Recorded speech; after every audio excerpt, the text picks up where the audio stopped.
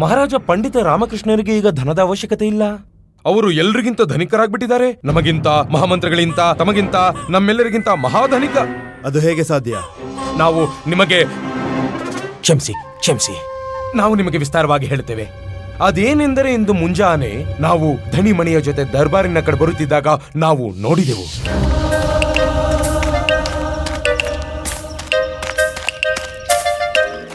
ಗುರುಜಿ, ನಿಮ್ಮ ಜೀವನದ ಅವಿಭಾಜ್ಯ ಅಂಗ ಎಲ್ಲಿ? ಅಲ್ಲಿ. ಹೇ ಮೂರ್ಖ, ಇವನೊಂಥರ ಮುಳ್ಳು. ಇವನಿಂದ ನಮ್ಮ ಜೀವನ ಕಷ್ಟಕರವಾಗಿದೆ. ಆದರೆ ಇಷ್ಟು ಅವಸರವಾಗಿ ಇವನೆಲ್ಲಿಗೆ ಹೋಗುತ್ತಿದ್ದಾನೆ? ಗುರುಜಿ, ನಾವು ಹಿಂಬಾಲಿಸಿದ್ರೆ ತಿಳಿಯುತ್ತೆ. ಬನ್ನಿ.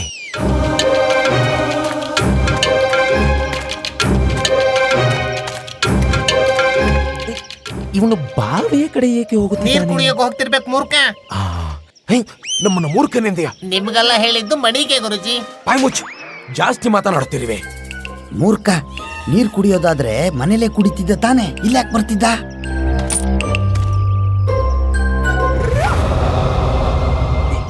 ಇವನ ಕೈಯಲ್ಲೇನಿದೆ?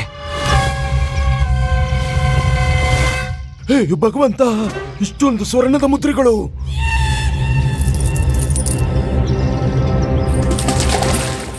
ಬಾವಿಗೆ ಹಾಕ್ಬಿಟ್ಟ. ಇವನೇನ್ ಮಾಡ್ತಿದ್ದಾನೆ?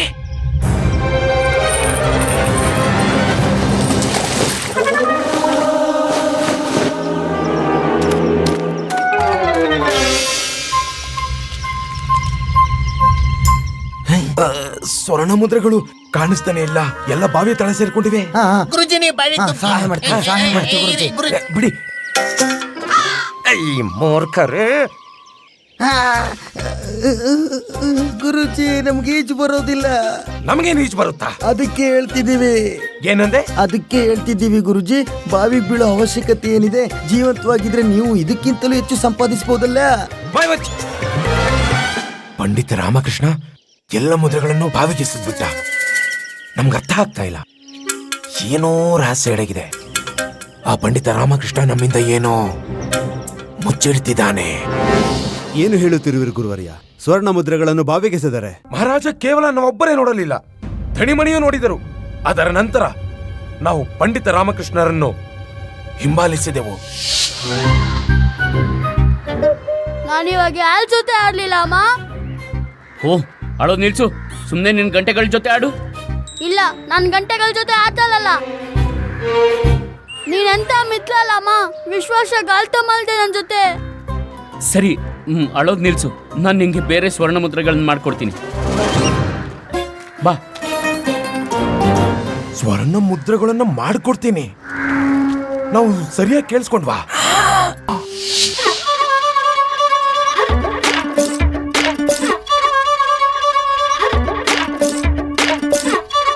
ಗುರುಜಿ, ಪಂಡಿತ ರಾಮಕೃಷ್ಣರು ಲೋಹದ ಬಿಲ್ಲೆ ಎತ್ಕೊಂಡ್ರು. ನಾವು ನೋಡ್ತಿದ್ದೇವೆ. ನೇತ್ರಹೀನವಾಗಿಲ್ಲ ನಮಗೆ. ಲೋಹದ ಬಿಲ್ಲೆ ಎತ್ಕೊಂಡ್ರು. ಬಾಯಿ ಮುಚ್ಚಿ ಮೂರ್ಖರೇ.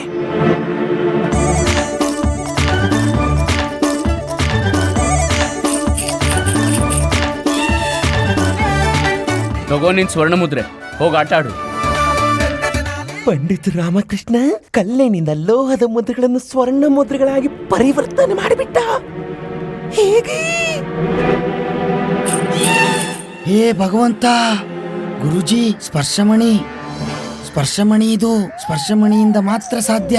ಪಂಡಿತ್ ರಾಮಕೃಷ್ಣನ ಬಳಿ ಸ್ಪರ್ಶಮಣಿ ಇದೆ. ಸ್ಪರ್ಶಮಣಿ.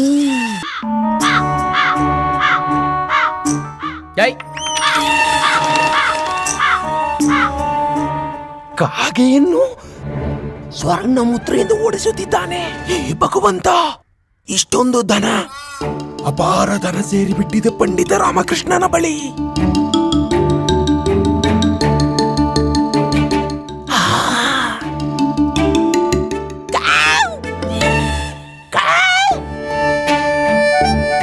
ಹೋಗು. ಮಹಾರಾಜ ಕಾಗೆಯನ್ನು ಸ್ವರ್ಣ ಮುದ್ರೆ ಎಸೆದು ಓಡಿಸ್ದ. ಸ್ವರ್ಣ ಮುದ್ರೆ. ಗುರುವರ್ಯ, ಕ್ಷಮೆ ಕೋರುತ್ತೇನೆ, ಆದ್ರೆ ನೀವು ಹೇಳ್ತಿರೋದೆಲ್ಲ ನನಗೆ ಕಟ್ಟು ಕಥೆ ರೀತಿ ಅನ್ನಿಸ್ತಾ ಇದೆ. ಏನಂದ್ರೆ ಅಂಥ ಯಾವ ಕಲ್ಲು ಕೂಡ ಇಲ್ಲ, ಅದರಿಂದ ಇಷ್ಟೊಂದು ಧನ ಪ್ರಾಪ್ತಿಯಾಗಲು. ಮಹಾಮಂತ್ರಿಗಳೇ, ನೀವು ನಮ್ಮನ್ನ ಕ್ಷಮಿಸಿ ಬಿಡಿ. ನಿಮ್ಮ ಈ ಅಲ್ಪ ಜ್ಞಾನಕ್ಕೆ ನಾವು ಲಜ್ಜಿತರು. ನಿಮಗೆ ಗೊತ್ತಿದೆಯೇ, ಸ್ವರ್ಗದಲ್ಲಿ ಭಗವಂತ ಇಂದ್ರನ ಬಳಿ ಒಂದು ಕಲ್ಪ ವೃಕ್ಷವಿದೆ. ಅದನ್ನ ಏನೇ ಕೇಳಿದ್ರು ಅದು ಎಲ್ಲವನ್ನು ಕೊಡುತ್ತೆ. ಕಾಮಧೇನು ಗೋವಿದೆ, ಅದರ ಹತ್ರ ಏನೇ ಕೇಳಿದ್ರು ಸಿಗುತ್ತೆ. ಚಿಂತಾಮಣಿ ಇದೆ, ಅದು ನಿಮ್ಮೆಲ್ಲ ಇಚ್ಛೆಗಳನ್ನು ಪೂರ್ತಿ ಮಾಡುತ್ತೆ. ಹಾಗೆ ಭೂಮಿ ಮೇಲೆ ಸ್ಪರ್ಶ ಮಣಿ ಇದೆ, ಅದು ಲೋಹವನ್ನು ಸ್ವರ್ಣವನ್ನಾಗಿ ಪರಿವರ್ತನೆ ಮಾಡಬಲ್ಲದು. ಅದೇ ಆ ಸ್ಪರ್ಶಮಣಿ ಪಂಡಿತ ರಾಮಕೃಷ್ಣನ ಬಳಿ ಇದೆ. ನಾವು ಸತ್ಯ ಹೇಳ್ತಿದ್ದೇವೆ ಮಹಾರಾಜ. ಪಂಡಿತ ರಾಮಕೃಷ್ಣನ ಬಳಿ ಅಪಾರ ಧನ ಸೇರಿದೆ ಮಹಾರಾಜ. ಗುರುಜಿ, ಅವ್ರು ನಮಗ್ ತುಂಬಾ ಹೊಡೆದ್ರು. ಅಟ್ಟಾಡಿಸ್ಕೊಂಡು ಹೊಡೆದ್ರು ಗುರುಜಿ. ಗುರುಜಿ ನಿಮ್ಮನ್ನು ಹುಡುಕಿದ್ರು, ಆದ್ರೆ ನೀವೆಲ್ಲೂ ಸಿಗ್ಲಿಲ್ಲ. ನಮ್ಮನ್ನು ಹುಡುಕಿದ್ರು? ಶಾಂತರಾಗಿರಿ. ನಿಮ್ಮ ಈ ಅವಸ್ಥೆಗೆ ಕಾರಣ ಯಾರು? ಪಂಡಿತ ರಾಮಕೃಷ್ಣ ಮಹಾರಾಜ. ಪಂಡಿತ ರಾಮಕೃಷ್ಣ. ಪಂಡಿತ ರಾಮಕೃಷ್ಣ ಕಾರಣರೇ? ಹೌದು ಮಹಾರಾಜ.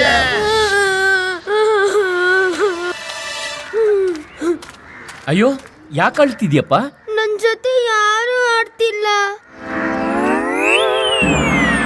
ಸರಿ ಇರು, ನೀನು ಈ ಸ್ವರ್ಣ ಮುದ್ರೆಗಳ ಜೊತೆ ಆಟ ಆಡು.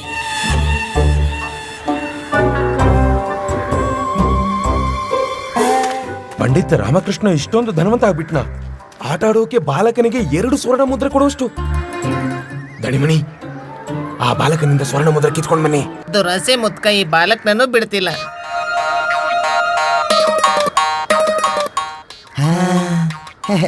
ಇಲ್ಲಿ ಕೇಳು ಬಾಲಕ, ಈ ಮುದ್ರೆನ ನಮಗ್ ಕೊಟ್ಬಿಡು. ಇಲ್ಲ, ಇದು ನಂದು. ನಮಗ್ ಕೊಟ್ಬಿಡು. ಕೊಡು ಮಗು, ಕೊಟ್ಬಿಡು. ನಾನ್ ಕೇಳ್ತೀನಿ. ಕಿತ್ಕ ಕಿತ್ಕ ಕಿತ್ಕ ಕಿತ್ಕ. ಕೊಡು ಕೊಡು ಕೊಡು ಕೊಡು ಕೊಡು ಕೊಡು, ಕೊಡು. ಕೊಡು. ನಿಂತ್ಕೊಳ್ಳಿ. ಆ ಬಾಲಕನಿಂದ ಏನು ಕಿತ್ಕೊಂಡ್ರಿ? ಏನು ಇಲ್ಲ. ಇವ್ನ್ ಜೊತೆ ಆಟ ಇವನ್ ಜೊತೆ ಆಡ್ತಿದ್ವಿ. ಆಟ ಆಡ್ತಿದ್ದು. ಅಳುವುದೇಕೆ? ಇವರು ನನ್ನ ಸ್ವರ್ಣ ಮುದ್ರೆಗಳನ್ನ ಕಿತ್ಕೊಂಡ್ರು. ಇಲ್ಲ ಇಲ್ಲ ಇಲ್ಲ ಇಲ್ಲ. ತೋರಿಸಿ.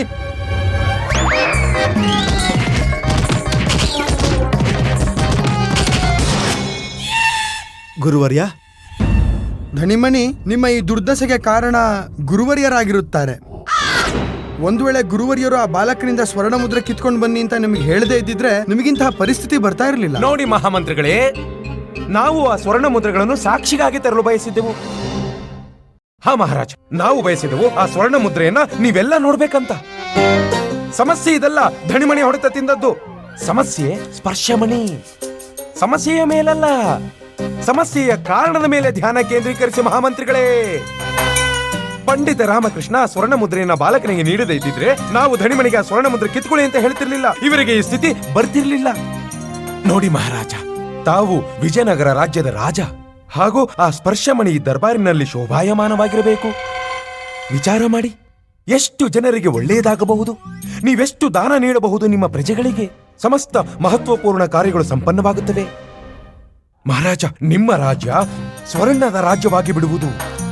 ಮಹಾರಾಜ, ಸ್ಪರ್ಶಮಣಿಯಂತೂ ನಿಮ್ಮ ಬಳಿ ಇರಬೇಕು. ಮಹಾರಾಜ, ನಮ್ಮ ಪ್ರಕಾರ ತಾವು ಈಗಲೇ ಈ ಕ್ಷಣವೇ ಪಂಡಿತ ರಾಮಕೃಷ್ಣರ ಮನೆಯನ್ನು ತಪಾಸಣೆಗೆ ಆದೇಶ ನೀಡಿ ಆ ಸ್ಪರ್ಶಮಣಿಯನ್ನು ಪ್ರಾಪ್ತ ಮಾಡಿಕೊಳ್ಳಿ ಮಹಾರಾಜ. ಅದು ಹಸಿರು ನೀಲಿ ಬಣ್ಣದ ಕಲ್ಲಾಗಿದೆ. ಗುರುವರ್ಯ, ನೀವೇನ್ ಹೇಳಿದ್ರಿ? ಆ ಕಲ್ಲು ಹಸಿರು ನೀಲಿಯಾಗಿದೆ. ಹಾ ಮಹಾರಾಜ, ತಾವು ಧಣಿಮಣಿಯನ್ನೇ ಕೇಳಿ.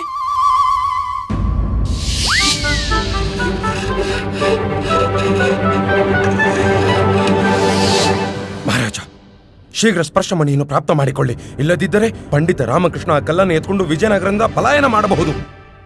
ಮಂತ್ರಿವರ್ಯ, ಮಹಾರಾಜ, ತಾವು ಸೈನಿಕರ ತುಕಡಿಯೊಂದಿಗೆ ಪಂಡಿತ ರಾಮಕೃಷ್ಣರ ನಿವಾಸಕ್ಕೆ ಹೋಗಿ ಆ ಸ್ವರ್ಣಮಣಿಯನ್ನು ನಮಗೆ ತಂದು ತೋರಿಸಿ. ಮಹಾರಾಜ, ತಾವು ಸಹ ಇಂಥ ವಿಷಯಗಳನ್ನು ನಂಬ್ತೀರಾ ಅಂದ್ರೆ- ಮಹಾಮಂತ್ರಿಗಳೇ, ಆಚಾರ್ಯರು ಈ ಮಾತನ್ನು ಹೇಳುತ್ತಿದ್ದಾರೆ ಎಂದರೆ ಇದರಲ್ಲೇನೋ ಸತ್ಯವಿರುತ್ತದೆ.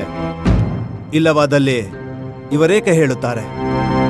ಅವರ ನಡವಳಿಕೆಯನ್ನು ನೀವು ನೋಡಿದ್ದೀರಾ. ಮಹಾರಾಣಿ ತಿರುಮಾಲಂಬರ ಉಡುಗೊರೆಯನ್ನು ಅಸ್ವೀಕಾರ ಮಾಡಿದ್ದಾರೆ. ಹೋಗಿ ಅವರ ಮನೆಗೆ ಹೋಗಿ ಆ ಸ್ವರ್ಣಮಣಿಯನ್ನು ತೆಗೆದುಕೊಂಡು ಬನ್ನಿ. ಅವಶ್ಯವಾಗಿ ಬನ್ನಿ. ಮಹಾರಾಜ, ಅಪ್ಪಣೆ ನೀಡಿ. ಎದ್ದೇಳಿ.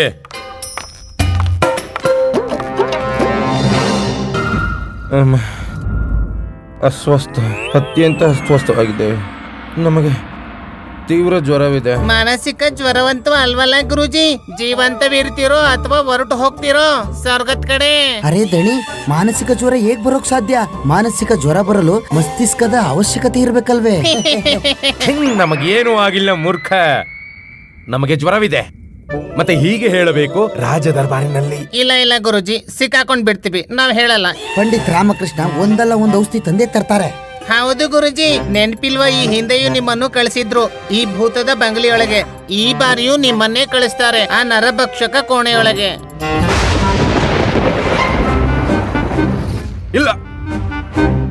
ಇಲ್ಲ ಅದೇನೇ ಆಗಲಿ, ನಾವು ಆ ಕೋಣೆಗೆ ಹೋಗುವುದಿಲ್ಲ. ಒಂದೊಮ್ಮೆ ಹೋಗಲೇಬೇಕೆಂದರೆ ಆಗ ಸರ್ವಪ್ರಥಮ ನಾವು ನಿಮ್ಮಿಬ್ಬರನ್ನು ಕಳಿಸುತ್ತೇವೆ. ನಾವಿಬ್ರು ನಿಮ್ ಜೊತೆನೆ ಇರೋದಿಲ್ವಲ್ಲ ಗುರುಜಿ? ಹಾ ಗುರುಜಿ, ಆ ಭೂತದ ಕೋಣೆಗೆ ಹೋಗುವ ಮೊದ್ಲೇ ನಾವು ಓಡೋಗ್ಬಿಡ್ತೀವಿ. ಹಾ, ಹೇಗೆ ಭೋಜನ ತಿನ್ನೋಕೆ ಓಡೋಗ್ತೀವೋ ಹಾಗೆ.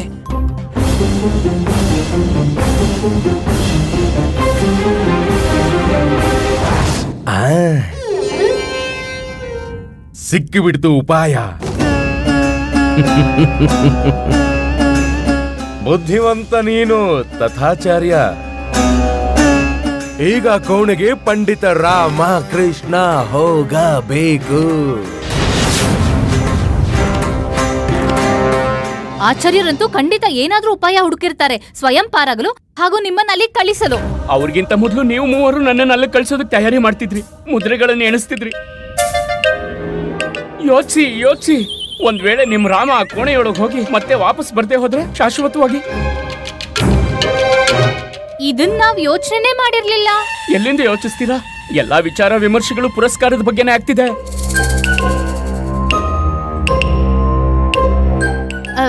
ನೀವ್ ಚಿಂತೆ ಮಾಡ್ಬೇಡಿ, ನಿಮ್ಗೇನೂ ಆಗಲ್ಲ.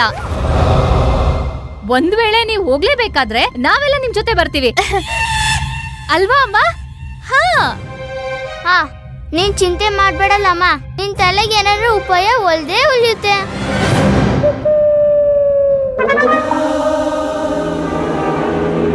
ನೀನು ನಿಶ್ಚಿಂತೆಯಿಂದ ನಿದ್ರಿಸು. ನಾಳೆ ನೋಡೋಣ, ನಾವೆಲ್ಲ ಒಟ್ಟಿಗೆ ನೋಡೋಣ.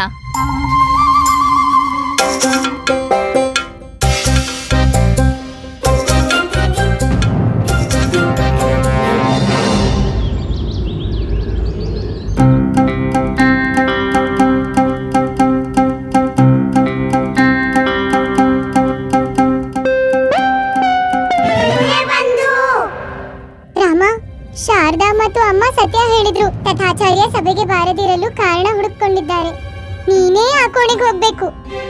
ಈಗ ನಿನ್ ಗತಿ ಏನು ರಾಮ? ನೀನ್ ಸಿಕ್ಕಾಕೊಂಡ್ರೆ ನಿನ್ ಜೊತೆ ನಾನು ಸಿಕ್ಕಾಕೊಳ್ಬೇಕಾಗುತ್ತೆ. ಈ ಭೂತ ಪ್ರೇತಗಳು ಮೊದಲು ಹಿಡ್ಕೊಳ್ಳೋದು ಜುಟ್ಟಂತೆ.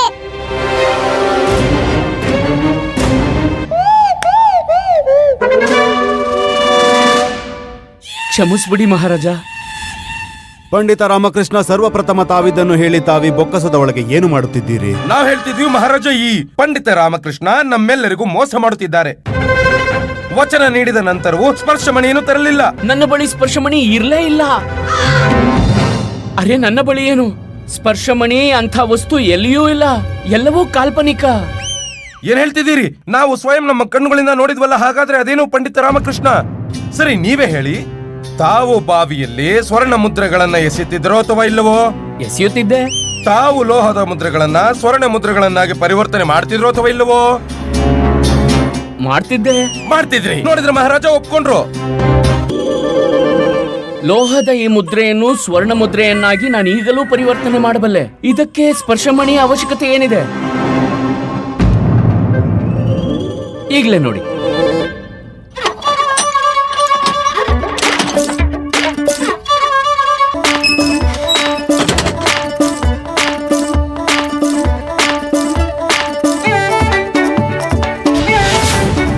ನೋಡಿದ್ರ ಮಹಾರಾಜ, ನೋಡಿದ್ರ ನಾವು ಹೇಳಿದ್ವಲ್ಲ ನಾವು ಇಲ್ಲಿ ನೋಡಿ.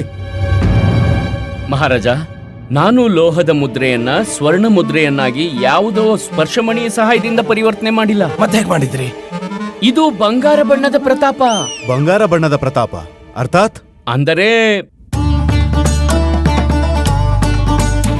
ಇಲ್ಲಿ ನೋಡಿ ಮಹಾರಾಜ, ಲೋಹದ ಮುದ್ರೆಯ ಮೇಲೆ ಸ್ವಲ್ಪ ಚಿನ್ನದ ಬಣ್ಣ ಲೇಪಿಸಿದೆ. ಕೆಲಸ ಮುಗೀತು.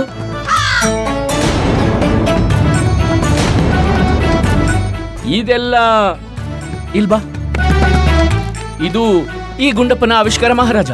ಆ ಸರಿ ಸರಿ, ನಂದೇ ಆಯುಷ್ಕಾಲ. ಬಾಯಿ ಮುಚ್ಚು, ನಂದೇ ಆವಿಷ್ಕಾರ. ಇದರ ಅರ್ಥ ಏನೆಂದರೆ ಈ ಗುರುವರ್ಯ ನಕಲಿ ಮುದ್ರೆಗಳ ಜೊತೆ ನೋಡಿದರು. ಹೌದು ಮಹಾರಾಜ, ಗುರುವರಿಯರು ನನ್ನನ್ನು ನಕಲಿ ಮುದ್ರೆಗಳನ್ನ ಬಾವಿಗೆ ಎಸಿಬೇಕಾದ್ರೆ ನೋಡಿದ್ರು. ಅದನ್ನ ಗುಂಡಪ್ಪ ತನ್ನ ಆಟಕ್ಕೋಸ್ಕರ ಬಳಸ್ಕೊಂಡಿದ್ದ. ಗುರುವರ್ಯ, ಮಹಾರಾಜ ಮಹಾರಾಜ, ಒಂದು ವೇಳೆ ನಮ್ಮ ಸ್ಥಾನದಲ್ಲಿ ಬೇರೆ ಯಾರೇ ಇದ್ದಿದ್ರು ಅವರಿಗೂ ಕೂಡ ಹೀಗೆ ಅನ್ನಿಸ್ತಿತ್ತು, ಈ ಪಂಡಿತ ರಾಮಕೃಷ್ಣರ ಬಳಿ ಸ್ವರ್ಣ ಮುದ್ರೆಗಳ ಭಂಡಾರವೇ ಇದೆ ಎಂದು. ಮಹಾರಾಜ, ಸ್ಪರ್ಶಮಣಿಯ ಮಾಹಿತಿ ಈ ಇಬ್ಬರು ಮೂರ್ಖರು ದಣಿಮಣಿ ನಮಗೆ ನೀಡಿದ್ರು. ಹಾ ಗುರುವರ್ಯ, ನಮಗೆ ಅರ್ಥವಾಗುತ್ತದೆ. ಯಾರಿಗಾದರೂ ಭ್ರಮೆಯಾಗುತ್ತದೆ. ಪಂಡಿತ ರಾಮಕೃಷ್ಣ, ನೀವಿದನ್ನು ಹೇಳಿ ನೀವು ಚಿಕ್ಕ ಮಹಾರಾಣಿಯರಿಂದ ಉಡುಗೊರೆ ಸ್ವೀಕರಿಸಲು ಏಕೆ ಒಪ್ಪಲಿಲ್ಲ? ಕಾರಣ ಹೇಳಿ ಪಂಡಿತ ರಾಮಕೃಷ್ಣ, ನಾವು ಕಾರಣ ತಿಳಿಯಲು ಬಯಸುತ್ತೇವೆ. ಮಹಾರಾಜ, ನಾನಂತೂ ಆ ಸಮಯವೇ ಹೇಳಲು ಬಯಸಿದ್ದೆ, ಆದರೆ ತಾವು ಹೇಳಲು ಅವಕಾಶವೇ ನೀಡಲಿಲ್ಲ. ಉಚಿತವಿದೆ, ನಾವು ನಿಮಗೆ ಅವಕಾಶ ನೀಡುತ್ತೇವೆ, ಹೇಳಿ. ಮಹಾರಾಜ, ಧನ ಎಂತ ವಸ್ತು ಎಂದರೆ ಅದು ಎಷ್ಟು ಸಿಕ್ಕಿದ್ರೂ ಅಲ್ಪವೇ ಅನ್ಸುತ್ತೆ. ನನಗೂ ಈ ವಿಷಯದ ಅನುಭೂತಿ ಆಯ್ತು. ಈಗ ಆ ಲೋಭಕ್ಕೆ ಅಥವಾ ಯಾವುದೇ ವಸ್ತುವಿನ ಅತಿಗೆ ಪೂರ್ಣ ವಿರಾಮ ಹಾಕಬೇಕೆಂದು. ಅತ್ಯಧಿಕ ಧನ ತನ್ನ ಜೊತೆ ಅತ್ಯಧಿಕ ಸಮಸ್ಯೆಯನ್ನೂ ಕರೆತರುತ್ತೆ ಮಹಾರಾಜ. ನಮಗೆ ತಿಳಿಯುವುದೇ ಇಲ್ಲ ಈ ಧನದ ಲೋಭ ಯಾವಾಗ ನಮ್ಮ ಹೃದಯದಲ್ಲಿ ಬೇರೂರುವುದೆಂದು. ನನಗೂ ಆ ಸಮಯದಲ್ಲಿ ಹೀಗೆ ಭಾಸವಾಯಿತು ಮಹಾರಾಜ, ಲೋಭಿಯಾಗುತ್ತಿದ್ದೇನೆಂದು. ಹಾಗೂ ನಾನು ಈ ಲೋಪವನ್ನು ಸರಿ ಮಾಡಿಕೊಳ್ಳಲು ಪ್ರಯತ್ನಿಸಬೇಕೆಂದು. ಈ ಕಾರಣದಿಂದ ನಾನು ಧನದ ಗಂಟನ್ನ ನಿರಾಕರಿಸಿಬಿಟ್ಟೆ. ತಾವು ಸ್ಪರ್ಶಮಣಿಯಂಥ ದುರ್ಲಭ ವಸ್ತುವಿನ ಬದಲಾಗಿ ನನ್ನನ್ನು ಆಯ್ಕೆ ಮಾಡಿದ್ರಿ. ನೀವಿದನ್ನು ಹೇಗೆ ಯೋಚಿಸಿದಿರಿ ಪಂಡಿತ ರಾಮಕೃಷ್ಣ? ನಾವು ಸ್ಪರ್ಶಮಣಿಯನ್ನೇ ಆಯ್ಕೆ ಮಾಡಿದ್ದೇವೆ. ಇಲ್ಲಿ ಉಪಸ್ಥಿತರಾಗಿರುವ ಈ ಸ್ಪರ್ಶಮಣಿಯ ಆಯ್ಕೆ. ಹೌದು, ನಿಮ್ಮ ಬಗ್ಗೆ ಹೇಳುತ್ತಿರುವುದು.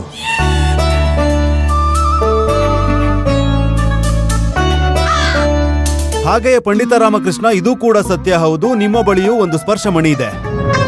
ನಿಮ್ಮ ಬುದ್ಧಿ, ನಿಮ್ಮ ಮಸ್ತಿಷ್ಕ ಯಾವ ಸ್ಪರ್ಶಮಣಿಗೂ ಕಮ್ಮಿ ಇಲ್ಲ. ಅತಿ ಉತ್ತಮ ಮಹಾರಾಜ. ಪಂಡಿತ ರಾಮಕೃಷ್ಣರ ಮಸ್ತಿಷ್ಕವು ನಮ್ಮ ರೀತಿಯೇ ಸ್ಪರ್ಶಮಣಿಗೆ ಸಮಾನ. ಅವಶ್ಯ ಗುರುವರ್ಯ, ಅವಶ್ಯ.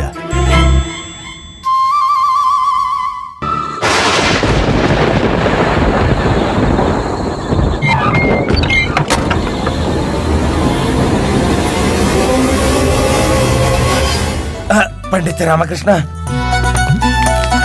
ಗುರಿ,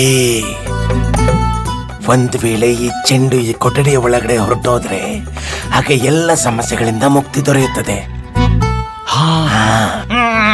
ಮಣಿ, ಅಪಾಯದ ಮುನ್ಸೂಚನೆ ಕಾಣಿಸ್ತಿದೆ. ನಾವು ಶೀಘ್ರವೇ ಜಾಗ ಖಾಲಿ ಮಾಡಬೇಕು. ನೀವೇನು ಗುಪ್ತವಾಗಿ ಮಾತಾಡುತ್ತಿರುವಿರಿ? ಅದು ನಾವು ನಿಮಗೆ ಕಲ್ಸೋಕೆ ಅಂತ ಉತ್ತಮ ಉಪಾಯ ಹಾಗೂ ಉತ್ತಮ ಗುರಿ ಹುಡುಕ್ತಿದ್ವಿ. ಗುರಿ ಸಿಕ್ಬಿಡ್ತು. ಗುರಿ ಸಿಕ್ಬಿಡ್ತು. ಅಲ್ಲಿ ನೋಡಿ, ಅಲ್ಲಿ ನೋಡಿ, ಆ ಗೋಡೆ ಮೇಲಿರುವ ರಂಧ್ರ ಕಾಂತ, ಅದೇ ನಿಮ್ಮ ಗುರಿಯಾಗಿರುತ್ತೆ. ಈಗ ಈ ಚೆಂಡು ಅದರ ಒಳಗೆ ಪ್ರವೇಶ ಮಾಡಬೇಕು. ಕೇವಲ ಅದನ್ನೇ ನೋಡ್ತೀರಿ.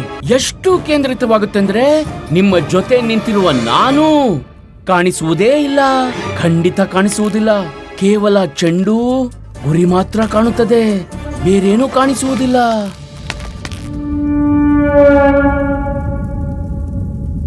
ಏನು ಕಾಣಿಸುತ್ತಿಲ್ಲ. ನನ್ನ ಜ್ಞಾನದಲ್ಲಿ ಏಕಾಗ್ರತೆ ಜಾಸ್ತಿ ಆಗ್ತಾ ಇದೆ.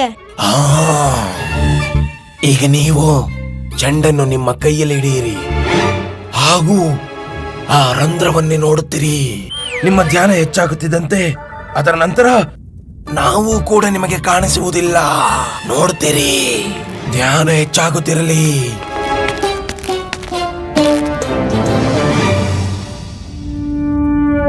ಇಬ್ಬರು ಕಾಣಿಸುತ್ತಿಲ್ಲ. ಅಂದರೆ ಈ ಕ್ರೀಡೆಯಲ್ಲಿ ಪಾರಂಗತವಾಗಿದ್ದೇವೆ. ನಾವು ಚೆಂಡನ್ನು ತರುತ್ತೇವೆ, ಪುನಃ ಪ್ರಯತ್ನ ಮಾಡುತ್ತೇವೆ. ಗುರುವರ್ಯ, ಅವನಿಂದ ಪಾರಾಗಲು ಅವನನ್ನೇನೋ ಅಲ್ಲಿ ಬಿಟ್ಟು ಬಂದ್ವು. ಆದ್ರೆ ಅವನು ಆ ಕೊಠಡಿಯೊಳಗೆ ಪ್ರವೇಶ ಮಾಡ್ಬಿಟ್ರೆ ಪಂಡಿತ ರಾಮಕೃಷ್ಣ, ಅವನೇನು ಇಲಿಯೇ ಮುಚ್ಚಿದ ದ್ವಾರದಿಂದ ಪ್ರವೇಶ ಮಾಡಲು? ಹಾ,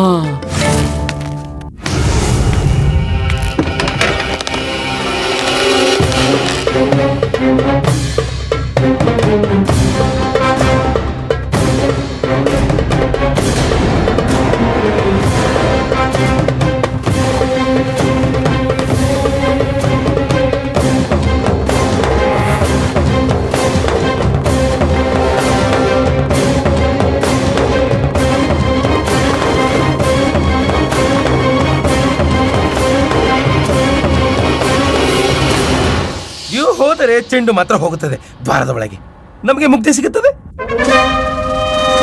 ಹಾಗೆ ನೋಡ್ತಿದ್ದೀರಾ? ಅಯ್ಯೋ, ನಾನು ಹೇಳಿದ್ನಲ್ಲ, ಏನು ಆಗಲ್ಲ ಬಾಲಕನಿಗೆ. ನಡೀರಿ ನಡೀರಿ. ಏನೋ ಆಗೋಗಿದೆ. ಬನ್ನಿ ನೋಡೋಣ.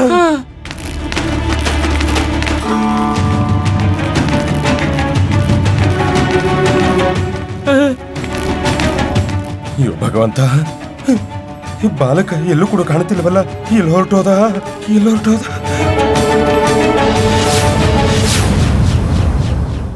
ನನಗ್ ಕಾಣ್ತಿದೆ. ಎಲ್ಲಿ? ಅಲ್ಲೇ ಹೋದ?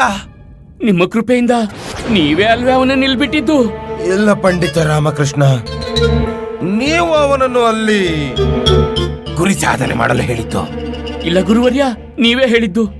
ನೀವು ಆ ರಂಧ್ರವನ್ನು ಗುರಿ ಮಾಡಿಟ್ಕೊಳ್ಳಲು ಹೇಳಿದ್ರಿ. ಪಂಡಿತ ರಾಮಕೃಷ್ಣ, ಈ ಆರೋಪ ಅಂತೂ ನಮ್ಮಿಬ್ಬರ ಮೇಲೂ ಬರುತ್ತದೆ. ಮಹಾರಾಜರಿಗೆ ತಿಳಿಸ್ಲೇಬೇಕಲ್ವೇ?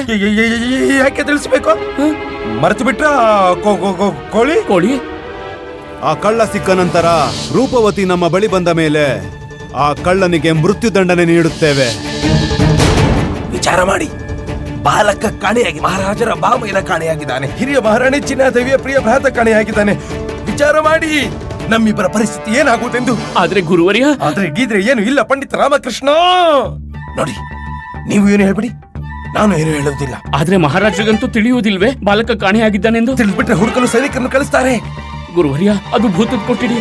ಆ ಬಾಲಕನಿಗೆ ಏನಾದ್ರೂ ಆದ್ರೆ? ಪಂಡಿತ ರಾಮಕೃಷ್ಣ, ಈ ಭೂತ ಗೀತ ಇಲ್ಲ, ಏನು ಇಲ್ಲ. ಗುರುಜಿ, ಸ್ವಲ್ಪ ಸಮಯದ ಹಿಂದೆ ನೀವೇ ಹೇಳಿದ್ರಿ ಈ ಭೂತದ ಕೋಣೆ ಒಳಗೆ ಯಾರು ಹೋದ್ರು ವಾಪಸ್ ಬರಲ್ಲ ಅಂತ. ಮೂರ್ಖರು ನೀವಿಬ್ರು, ಸುಮ್ಮನೆ. ಪಂಡಿತ ರಾಮಕೃಷ್ಣ, ಭೂತಗೀತ ಎಂಬುದೆಲ್ಲ ಸುಳ್ಳು. ಹಾ ಗುರುವರ್ಯ, ಭೂತ ಗೀತ ಏನು ಇರೋದಿಲ್ಲ. ಸತ್ಯವಾಗಿ ಹೇಳ್ತಿದ್ದೀನಿ ಪಂಡಿತ ರಾಮಕೃಷ್ಣ, ಭೂತಗೀತ ಏನು ಇರುವುದಿಲ್ಲ. ಇರುವುದಿಲ್ಲ. ಈಗ ಹೊರಡೋಣ. ಹಾ, ಬನ್ನಿ ಬನ್ನಿ ಬನ್ನಿ ಬನ್ನಿ.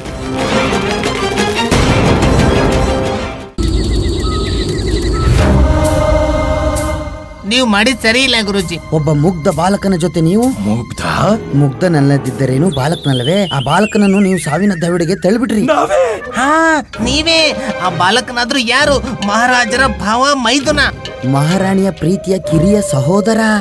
ಮಹಾರಾಜರಿಗೆ ಇದು ತಿಳಿದಿಲ್ಲ ಗುರುಜಿ. ಈಗ ತಿಳಿದಿಲ್ಲ, ಆದ್ರೆ ಒಂದಲ್ಲ ಒಂದು ದಿನ ತಿಳಿಯುವುದಲ್ಲವೇ? ಎಲ್ಲಿಯವರೆಗೂ ಈ ಮುಚ್ಚಿಡಲು ಸಾಧ್ಯ ಈ ರಹಸ್ಯವನ್ನು? ಮಹಾರಾಜರಿಗೆ ತಿಳಿದು ಬಿಟ್ರೆ, ತಿಳಿದ್ರೆ ನಿಮ್ ಗತಿ ಏನಾಗುತ್ತೋ? ಏನಾಗುವುದು?